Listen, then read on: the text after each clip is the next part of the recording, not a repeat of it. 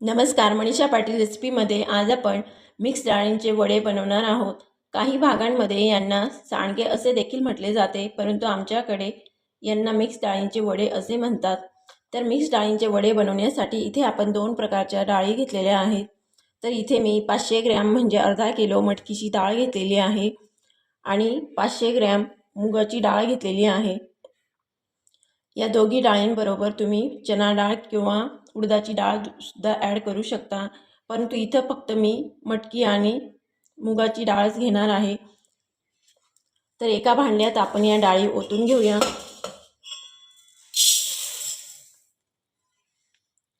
इथे मी थोडेच वडे बनवणार आहे।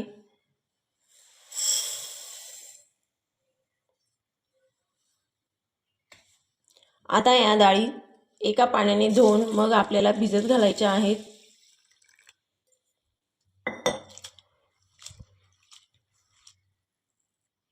इथे मी डाळी धुवून घेतलेल्या आहेत। आता त्यात भरपूर पाणी घालूया।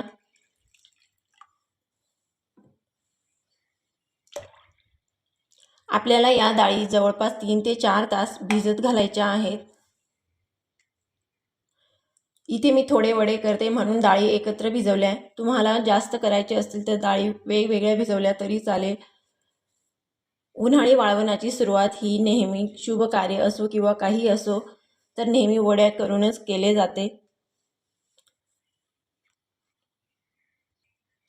उन्हाळी वाळवणाची सुरुवात असो किंवा एखाद्या शुभ कार्याची सुरुवात असो, ती सुरुवात नेहमी मिक्स डाळींचे वडे करूनच केली जाते।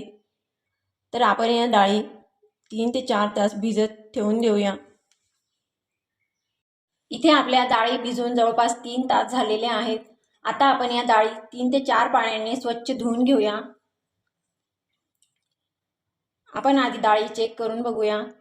सहज तुटल्या जातात, म्हणजे आपल्या डाळी छान अशा भिजल्या गेलेल्या आहेत। आता आपण या डाळी 3 ते 4 पाण्याने स्वच्छ धुवून घेऊया।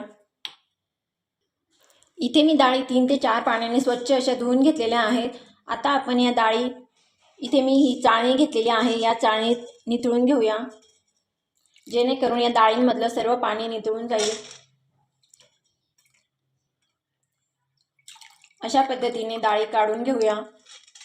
इथे मी सर्व डाळी अशा काढून घेतलेल्या आहेत। आपल्याला या डाळी 10 ते 15 मिनिटं छान अशा नितळून घ्यायच्या आहेत। इथे आपल्या डाळी नितळून जवळपास 10 ते 15 मिनिटं झालेली आहेत। तुम्ही बघू शकता बरंचसं असं पाणी निघालेलं आहे। आता आपण एका मिक्सरच्या भांड्यात ही थोडी थोडी डाळ घेऊन वाटून घेऊया। इथे मी 1 किलोच्या प्रमाणात वडे बनवते, म्हणून मी घरीच मिक्सरमध्ये डाळी वाटते। तुम्ही जर जास्त प्रमाणात वडे बनवणार असाल तर गिरणीतून डाळी दळून आणायच्या आहेत।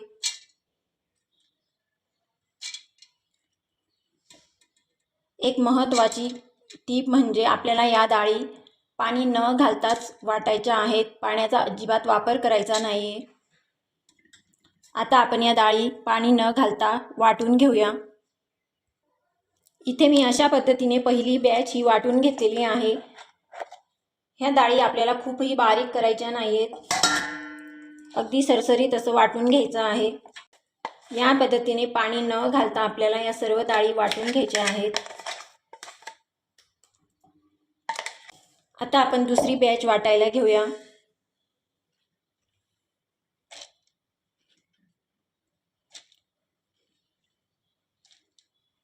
याच पद्धतीने मी सर्व डाळी वाटून घेते। तुम्ही बघू शकता इथे मी सर्व डाळी अशा वाटून घेतलेल्या आहेत। आता आपली शेवटची बॅच वाटायची राहिली आहे। आता यात 20 ते 25 लसणाच्या पाकळ्या घालूया, 2 चमचे जिरे घालूया आणि मुठभर कोथिंबीर घालूया। हे सर्व जिन्नस चांगले वाटून घेऊया। इथे आपली शेवटची बॅच सुद्धा वापरलेली आहे। आता आपण यात काढून घेऊया।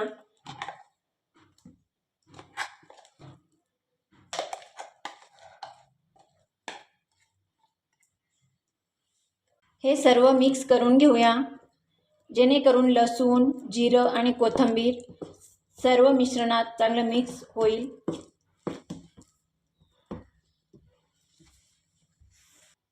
इथे मी वाटलेल्या सर्व डाळी अशा छान मिक्स करून घेतलेल्या आहेत। यात आपल्याला आता काही सुके मसाले घालायचे आहेत। तर इथे मी 3 चमचे लाल तिखट घेतलेला आहे, चवीनुसार मीठ घेतले, 1 चमचा हिंग घेतला आहे आणि 1 ते 1.5 चमचा धने पावडर घेतलेले आहे। हे सर्व मसाले या मिश्रणात घालूया। हे मसाले घालून आपल्याला चांगलं मिक्स करून घ्यायचं आहे।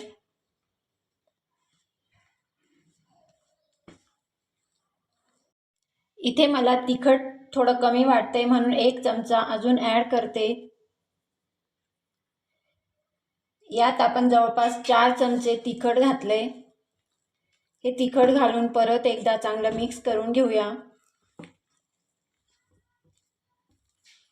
इथे आपलं सर्व मिश्रण छान असं मिक्स झालेलं आहे मसाले घालून। आता आपण या झारणीने वडे झारून घेऊया। इथे मी वडे झारण्यासाठी असा प्लास्टिकचा पेपर टाकलेला आहे। आता या झारणीत आपण हे डाळींचं मिश्रण टाकून घेऊया आणि अशा पद्धतीने वडे झारायचे आहेत। तुम्ही बघू शकता।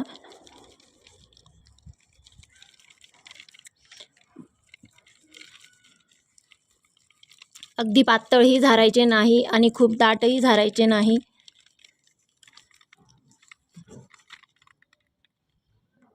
अशा पद्धतीने इथे मी सर्व वडे झारून घेते। तुम्ही बघू शकता इथे मी अगदी 5 मिनिटात हे वडे झारून घेतलेले आहेत। अशा पद्धतीने आपल्याला हे वडे झारून घ्यायचे आहेत। आता हे वडे दिवसभर आपल्याला कडक उन्हात वाळून घ्यायचे आहेत। तुम्ही बघू शकता इथे आपले वडे दिवसभर छान असे वाळले गेलेले आहेत आणि सहज आपण असे हाताने जमा करू शकतो। खूप छान असे वडे वाळले गेलेले आहेत। दिवसभर अगदी कडक उन्हात वाळले गेलेले आहेत। तुम्ही बघू शकता इथे सर्व वडे मी हाताने एका ठिकाणी जमा करून घेतलेले आहेत। खूप छान असे वडे तयार झालेले आहेत। इथे आपले 1 किलो डाळीचे मिक्स डाळींचे वडे बनून तयार झालेले आहेत। तुम्ही बघू शकता। या वड्यांची भाजी तुम्ही सुकी भाजी करू शकता किंवा पातळ भाजी देखील करू शकता। एकदा नक्की ट्राय करून बघा मी सांगितलेल्या टिप्सप्रमाणे। तर तुम्हाला आजची रेसिपी कशी वाटली ती कमेंट बॉक्समध्ये नक्की कळवा। व्हिडिओला लाईक करा। अशा छान छान रेसिपीजसाठी मनीषा पाटील रेसिपीला सबस्क्राईब करा।